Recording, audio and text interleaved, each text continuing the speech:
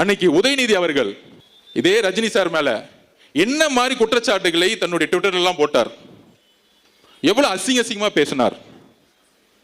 பாஜக B team மிரட்டி தான் பாஜக கொண்டு வந்தாங்க. இதையெல்லாம் உருவாக்குனது திமுக.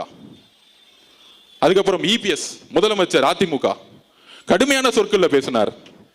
என்னெல்லாம் பேசினார் இன்னைக்கு சமூக ஊடகத்தில் வந்துருச்சு. இந்த மாதிரி கூட்டணி கட்சிகள் இவங்க எல்லாம் சேர்ந்து ஒரு சக்தி வரும் பொழுது, ஒரு சிஸ்டம் மாத்தணும்னு சொல்லும் போது, ஊழலை ஒழிக்கணும்னு சொல்லும் பொழுது, அவர் இங்க காசு எடுக்க வரல. ஏன்னா அவரு நல்லா சம்பாதிச்சிருந்தார். அப்ப ஒரு சூழ்ச்சிகளை தன்னுடைய சமூக வலைத்தளம் மூலியமாகவும் தன்னுடைய கட்சியுடைய கட்டமைப்பாகவும் உருவாக்கி பல்வேறு அழுத்தங்களை வெளியிலிருந்து கொடுத்தாங்க. அப்ப ஒருத்தர் ஒரு நல்ல மனசு கொண்டவர் வரும்பொழுது என்னெல்லாம் பிரச்சாரத்தை உருவாக்கணுங்கிறத என்னுடைய பதிவு. அவரை சிறுமைப்படுத்த வேண்டுமோ இல்ல அவர் பயந்துட்டாரோ சொல்ல வேண்டிய அர்த்தம் கிடையாது. இந்த திமுகவுடைய சூழ்ச்சிகளை அன்றைக்கு நான் பதிவு பண்ணேன்.